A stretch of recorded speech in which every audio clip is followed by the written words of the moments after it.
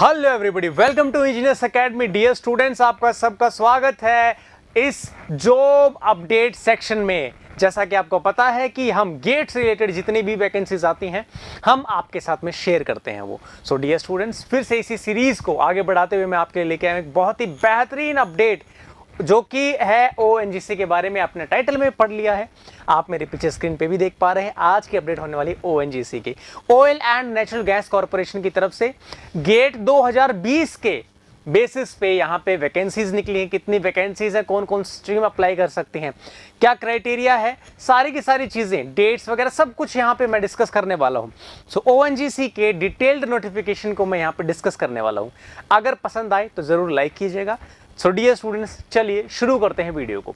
सो जैसा कि पता है आपको, ONGC is a Maharatna of India. ONGC जो है वो महारत्ना कंपनी है इंडिया की, और ओएनजीसी काम करती है in the crude oil and natural gas company है इंडिया में। ठीक है, बहुत सारी कंपनीज हैं जो you can say natural gas petroleum में काम करती है, जैसे कि एचपीसीएल, बीपीसीएल, आईओसीएल, ये सारी की सारी जो कंपनीज हैं, इनको जो मटेरियल है वो कौन प्रोवाइड करता है? ओएनजीसी इनको रॉ मटेरियल जो है वो प्रोवाइड करता है। सो डियर स्टूडेंट्स, कोई कितनी वैकेंसीज हैं, क्या क्या वैकेंसीज है देख लेते हैं। पहले तो मैं ये बता दूं कि सिर्फ गेट के बेसिस पे होने वाली है वैकेंसी, सिर्फ और सिर्फ गेट के स्कोर कार्ड पे ही फिल की जाएगी, कोई भी इसका सेपरेट पेपर नहीं होने वाला है। अगर मैं यहाँ पे बात करूं मैकेनिकल ब्रांच की तो 6 पोस्ट हैं। एडब्ल्यू सीमेंटिंग वाले डिपार्टमेंट में 6 वैकेंसीज हैं।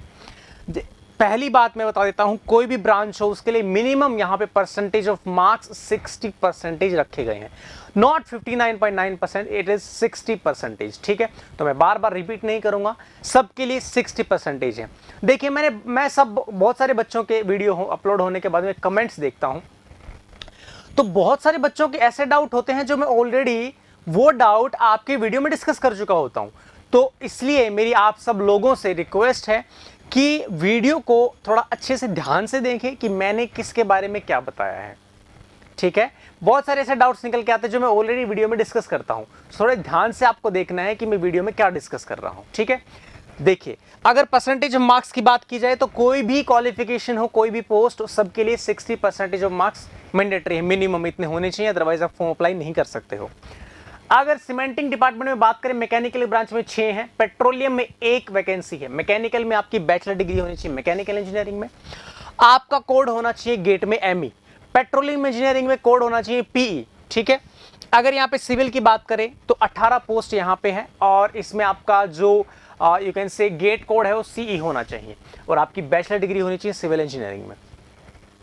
अगर मैं ड्रिलिंग डिपार्टमेंट में मैकेनिकल की बात करूं तो 28 पोस्ट हैं, यहां पे भी आपकी बीटेक मैकेनिकल इंजीनियरिंग में होनी चाहिए, एमई कोड से आपने एग्जाम वहां पे दिया होना चाहिए। अगर मैं बात करूं इलेक्ट्रिकल की तो 39 पोस्ट है इलेक्ट्रिकल इंजीनियरिंग की, बीटेक आपकी होनी चाहिए जिसमें कोड आपका ईई होना चाहिए। बीटेक आपकी इलेक्ट्रिकल इंजीनियरिंग में कोड डबल ई होना चाहिए आपका।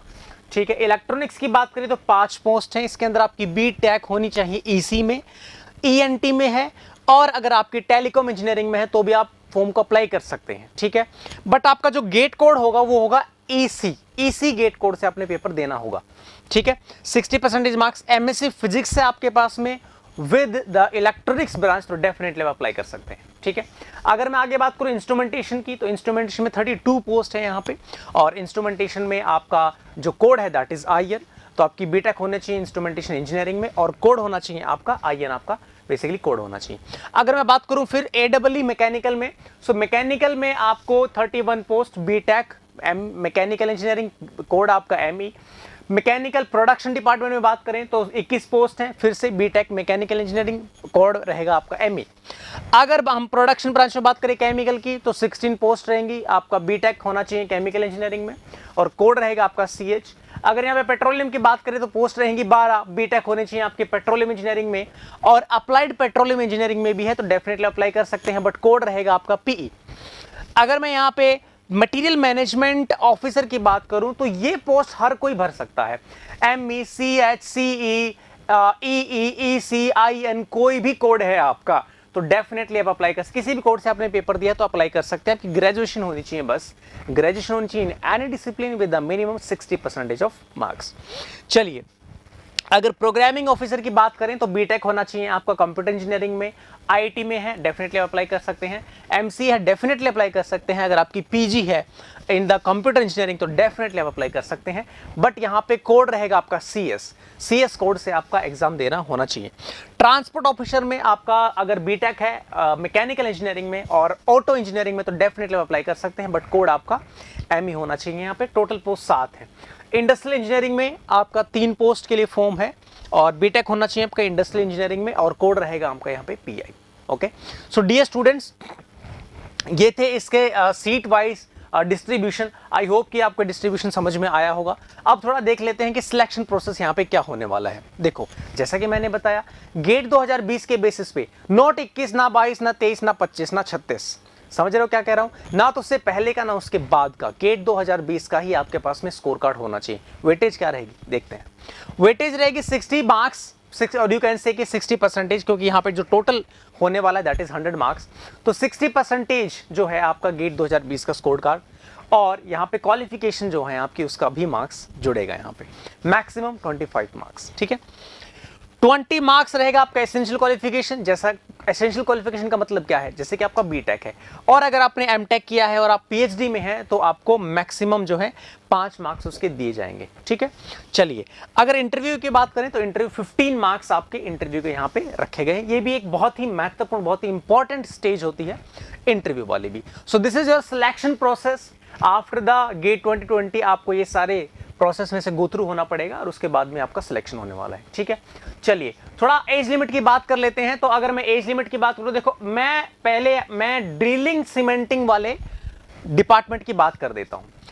तो ड्रिलिंग और सीमेंटिंग में जो मैक्सिमम एज है वो दैट इज 28 अनरिजर्व्ड कैटेगरी के लिए। ठीक है, और अगर ओबीसी नॉन क्रीमी लेयर की बात करें 31 और एससी एसटी के लिए 33, जो भी as per the government guidelines जो भी आपको रिलेक्शन दिया जाएगा वो तो आपका ये हो गया। ठीक है, उसके बाद में ड्रिलिंग और सीमेंटिंग का है। इसके अलावा जो भी पोस्ट आपकी बच गई, जैसे प्रोडक्शन पोस्ट बच गई, आपकी टेक्निकल ऑफिसर की पोस्ट बच गई, जितनी भी पोस्ट बच गई उसके लिए ये आपका एज क्राइटेरिया रहेगा। अनरिजर्व्ड के लिए 30, उसके बाद में ये तो रिजर्वेशन लगी हुई है ओबीसी पे आई थिंक 3 इयर्स की और एससी एसटी 5 इयर्स की रिलैक्सेशन जो मिलती है। ठीक है, आई होप कि आपको एज क्राइटेरिया भी बिल्कुल आपको ध्यान में रहेगा।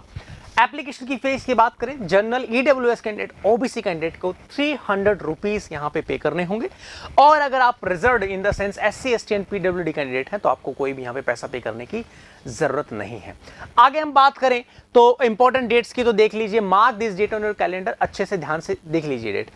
स्टार्ट जो है ऑनलाइन एप्लीकेशन वो 22 सितंबर को शुरू होने वाला है। कब शुरू होने वाला है? 22 सितंबर को।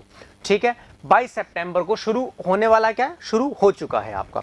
और जो इसकी लास्ट डेट रहेगी that is your 12 October, 12 October इसकी आपकी लास्ट डेट रहने वाली है। So mark this date on your calendar, बहुत इंपॉर्टेंट डेट है, और अगर आपका सिलेक्शन होता है तो बड़ी ऐतिहासिक डेट रहेंगे आपके लिए। सो डियर स्टूडेंट्स, ये थी आज की अपडेट।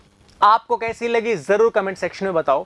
मैंने कोशिश की है कि हर एक चीज के बारे में ओएनजीसी के डिटेल्ड नोटिफिकेशन में से जो भी आपके लिए इंपॉर्टेंट चीजें थी वो आप तक पहुंचाई हैं। अगर आपको वीडियो पसंद आई हो तो लाइक जरूर कर देना, उससे हमें मोटिवेशन मिलता है। सो डियर स्टूडेंट्स, अगली वीडियो का कीजिए इंतजार। तब तक के लिए नमस्कार। If you really like the video, please hit the like button and share the video, subscribe to our YouTube channel and press the bell icon for the latest updates. Thank you.